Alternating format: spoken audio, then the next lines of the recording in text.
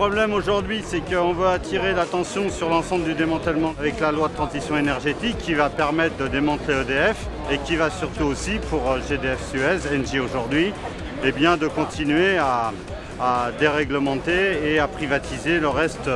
qui reste à privatiser, en particulier pour la distribution, la séparation entre GRDF et ERDF. Pour la délégation CGT, nous avons fait une déclaration d'entrée de séance où on rappelait un certain nombre de points essentiels, notamment que c'était une journée d'action aujourd'hui qui s'inscrivait dans un processus sur le triptyque emploi, salaire et garantie statutaire. Et donc la question industrielle, l'avenir industriel des entreprises. La direction de GRDF va nous recevoir vers 12h30, une délégation de 10 personnes, où on va pouvoir exprimer le mécontentement du personnel, sachant qu'il y a des pétitions qui ont été faites aussi spécifiquement sur la distrib, en particulier sur le gaz. À l'issue de la nuit encore d'action de mobilisation sur l'ensemble de la production, avec 12 000 MW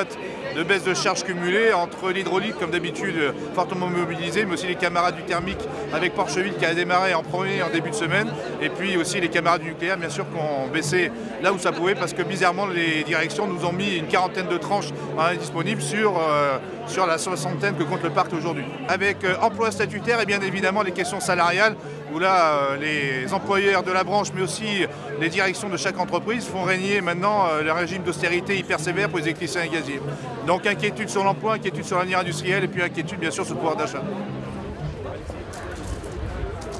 La direction d'EDF annonce au CCE de ce matin plus de 4000 suppressions d'emplois, ce qui est parfaitement inacceptable compte tenu des enjeux qui sont posés à l'entreprise, le renouvellement et le grand carénage pour le parc du nucléaire, les concessions hydrauliques,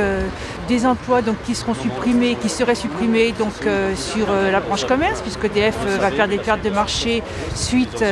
à la fin des tarifs régulés pour les gros consommateurs au 1er janvier 2016. Le président de la République, François Hollande, en début de semaine, fait une annonce sur la baisse du chômage et les emplois qui vont être créés, que finalement, dans le secteur énergétique, c'est tout le contraire qui est en train de se passer. Alors, on ne peut rester les bras croisés et ne rien faire. Donc la CGT, la fédération, dès ce soir, on va réfléchir pour aller de nouveau rencontrer les salariés et leur proposer des suites à ce mouvement, des suites dont l'ampleur devra de toute façon s'élargir beaucoup plus et beaucoup plus vite. Donc on a des endroits où les salariés ne sont pas encore mobilisés, mais on va passer du temps. Le gouvernement ne prend pas du tout ses responsabilités, qu'il est en train de tuer toute l'industrie nucléaire et énergétique. EDF est une entreprise qui a été construite par la nation, donc il est normal que les députés puissent avoir un débat au sujet de l'avenir de cette entreprise, mais pas que, au niveau de l'avenir du secteur énergétique globalement. Après, ça se passe en France, le CCE, c'est la